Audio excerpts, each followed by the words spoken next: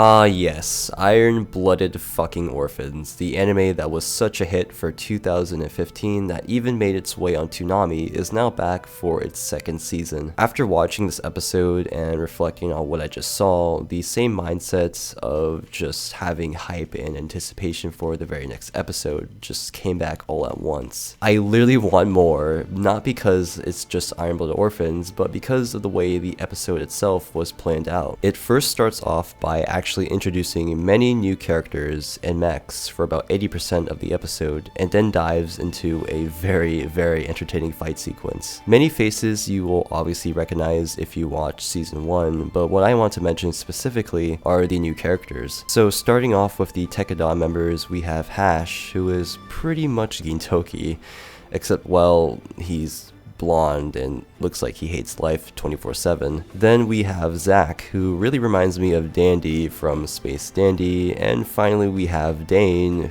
who pretty much is Biscuit's replacement in a sense. Now moving on to ghjallarhorn members, there was really only one character that caught my eye, to be honest, and that is Julieta. This chick is weird as fuck. You can see her catching a butterfly and then eating it like it's candy. There's also, I'm going to butcher his name, but Ioch, I-O-C-H, I don't know, and Lastel, who are members of the 7 Stars. But for now, these guys aren't really all that interesting, but in due time, I'm sure they will have their moments. As for the Chocolate Man, aka Sharklone, aka Pedo, one thing to mention that I found interesting about his time in the episode was when he said, "I no longer have friends," which could either stem from his involvement with Gali, or he is not ready to start a plan he's been conjuring up now that he's gotten help from Tekadon. So let's talk about the new mechs, everyone's favorite thing,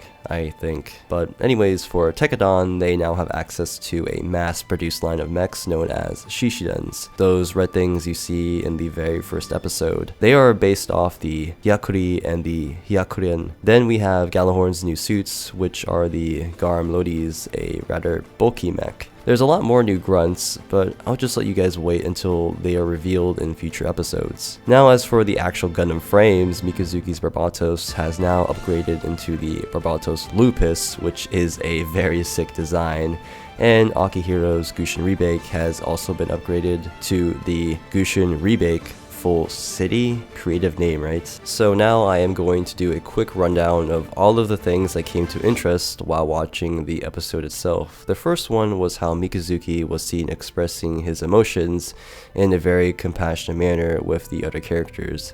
For example, when Biscuit's name is brought up, and also when Mikazuki was told not to go by Biscuit's sisters after the explosion happened, you can just take a look at Mikazuki's facial expressions to really notice how he handles his emotions now. The second thing was how much Cookie Cracker and Atra have grown since season 1. Maybe I'm hella blind / seeing shit, but they look a little bit taller now, and it's kinda adorable to see things like that. The third thing was how fucking smug Cookie and Cracker have gotten since season 1, pretty much to the point where they are literally roasting Mikazuki's education level. The fourth thing was how fucking powerful and emotionally convincing the scenes are when reinforced by passionate voice acting and fitting background music.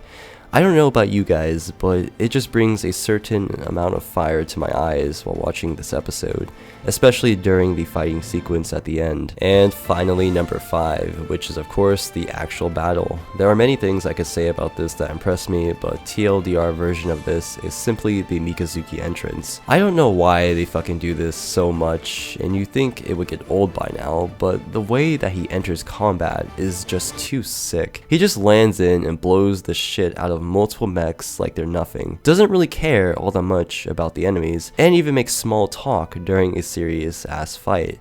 And to top it all off, the new opening song by SPYAIR plays. Like, dude, I fucking love SPYAIR, and I'm just so glad that they were able to do a song for Gundam. I never said this before, but one of the reasons why I love Iron-Blooded Orphans is because they use a lot of J-Rock songs in their openings, and I fucking love J-Rock. Oh yeah, and number 6. edgy suit for Orga. So the final thing that I want to talk about is how problematic is it for IBO now, since they've added even more characters to the show, when previously in the last season a few characters didn't get to develop fully. This is a common criticism the show has received, and I'm really interested in how they will handle it this time around. So that's it for my review for the very first episode of season 2 for Iron-Blooded Orphans. So now I would like to ask, how did you guys enjoy the episode itself, and what are some innovative things that you would like to see happen since season 1? One more thing that I would like to mention is that recently I've made a few social media accounts, such as a Facebook fan page and even an Instagram account where I post just gunpla and